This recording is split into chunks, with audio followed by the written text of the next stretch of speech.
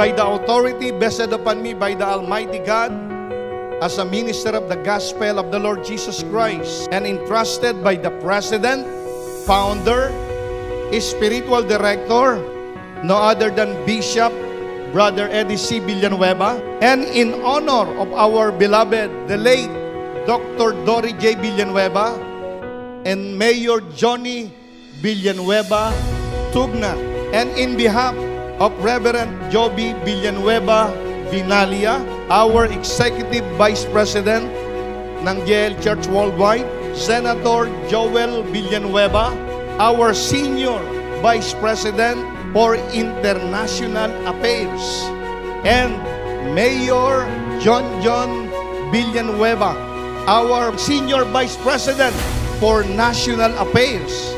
I declare that JIL Taiwan Revival Conference 2025 Team Unquenchable is now officially open for the absolute glory and honor of God.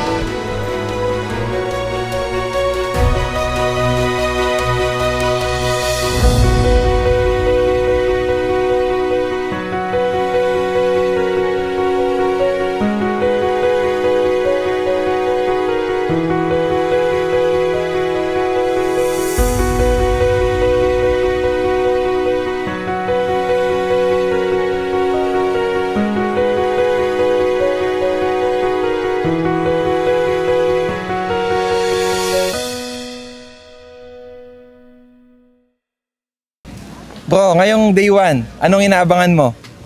Siyempre, God of Wonders! God of Wonders! Let's go, TCC! Woo! God of Wonders! Let's go, TNC! God of Wonders! Let's go, PSC! Siyempre, God of Wonders!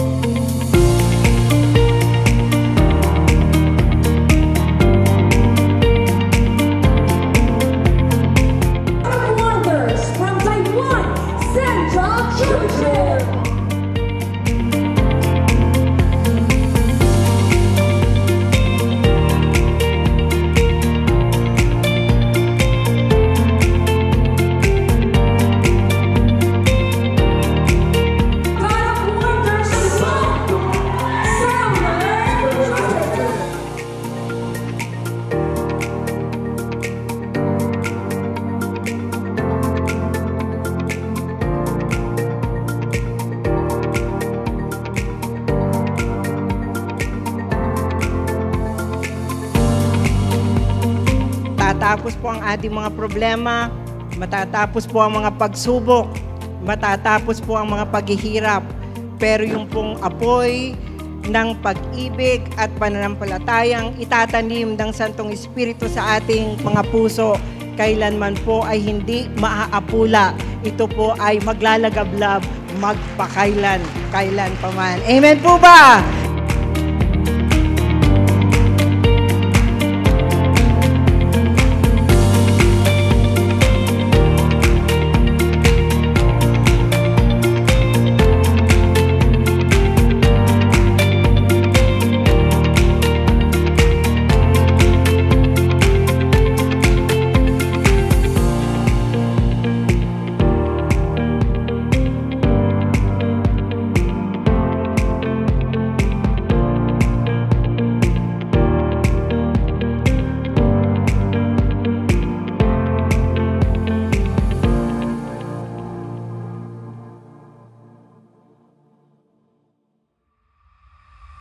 Hindi maaaring yung mga kailangan ng himala. Anumang klaseng himala, spiritual, physical, financial, material, any kind of miracle, just believe bago matapos itong Bible Conference ng JIL Church. Walang lalabas sa inyo na hindi taglay-taglay ang anumang hinihingi ng puso ninyong himala at pagpapala mula sa Diyos na buhay. Para sa inyong sarili, para sa inyong pamilya, sa Pilipinas.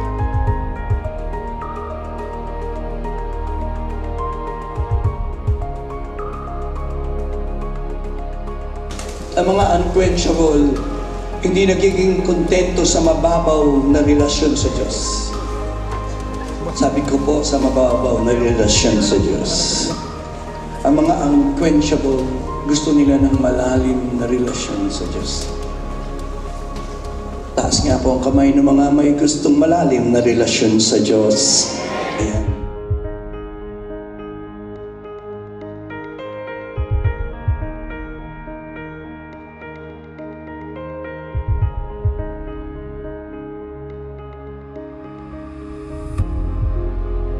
Sa unang araw ng 3 araw na revival conference, ngayong gabi, binisita mo ang lugar na ito ng iyong kapangyarihan. You set our heart on fire with unquenchable fire coming from your throne, the fire of the Holy Spirit. And tonight, we invoke and declare the overwhelming defeat of the devil upon your people, even upon their families, even over their employers. We declare breakthroughs that we never experienced before in the name of Jesus. Maraming salamat po. At ngayong gabi, maingat at maingat naming ibinabalik sa iyo ang lahat ng papuri, lahat ng karangalan, lahat ng kaburihan, natatangi lamang sa matamis at makapangyarihang pangalan ng Kristo Jesus. Ang lahat ng anak ng Diyos ay makaisa at magsabi na,